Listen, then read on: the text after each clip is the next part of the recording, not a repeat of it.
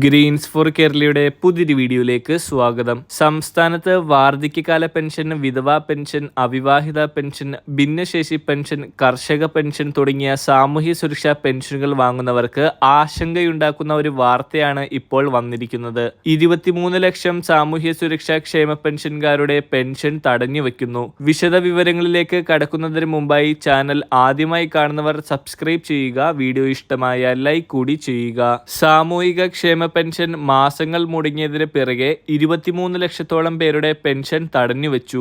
സാങ്കേതിക പ്രശ്നങ്ങൾ ചൂണ്ടിക്കാട്ടി തടഞ്ഞുവെച്ച ഈ പെൻഷനുകൾ പുനഃസ്ഥാപിച്ചു കിട്ടുവാൻ കടമ്പകൾ ഏറെയാണ്. സംസ്ഥാനത്ത് ആകെയുള്ള 49 ലക്ഷം ഗുണഭോക്താക്കളിൽ 23 ലക്ഷം പേരുടെ പെൻഷൻ സസ്പെൻഡ് ചെയ്തു. തദ്ദേശ സ്ഥാപനങ്ങളിലെ സെക്രട്ടറിമാർ യഥാസമയം ഡിജിറ്റൽ ഒപ്പ് വെക്കാത്തതും, മസ്റ്ററിംഗ് സമയത്തെ അപാകതകളും, ഗുണഭോക്താക്കൾ മരിച്ചതും, ആധാർ ലിങ്ക് ചെയ്യാത്തതും ഉൾപ്പെടെയുള്ള കാരണങ്ങളാണ് സംസ്ഥാന ചരിത്രത്തിലെ ഏറ്റവും വലിയ തോതിലുള്ള സാമൂഹിക പെൻഷൻ തടഞ്ഞുവെക്കലിന് കാരണമായി ചൂണ്ടിക്കാണിക്കുന്നത്. സർക്കാർ അനുകൂല തീരുമാനമില്ലെങ്കിൽ 1/4 കോടിയോളം വരുന്ന പെൻഷൻകാരുടെ ആനുകൂല്യം ലഭിക്കാതാകും. സെക്രട്ടറിമാർ കൃത്യസമയത്ത് ഡിജിറ്റൽ സിഗ്നേച്ചർ വെക്കാത്തത് മൂലം പെൻഷൻ മുടങ്ങിയാൽ ഉത്തരവാദികൾ സെക്രട്ടറിമാർ തന്നെയാകുമെന്ന് അടുത്തിടെ സർക്കാർ ഉത്തരവിറങ്ങിയിരുന്നു. മസ്റ്ററിംഗിലെ സാങ്കേതിക പിഴവാണ് ഇത്രയും പേരുടെ പെൻഷൻ തടഞ്ഞുവെച്ചതിനിടയാക്കിയതെന്നാണ് ധനകാര്യ വിഭാഗം സൂചിപ്പിക്കുന്നത്.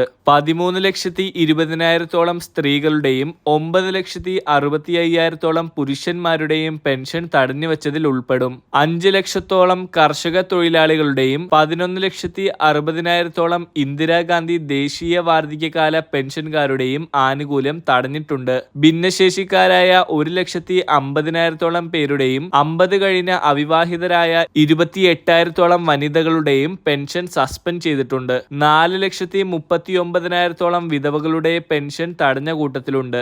വിവാഹമോചിതർക്ക് മുമ്പ് വിധവാ പെൻഷൻ കൊടുത്തിരുന്നു.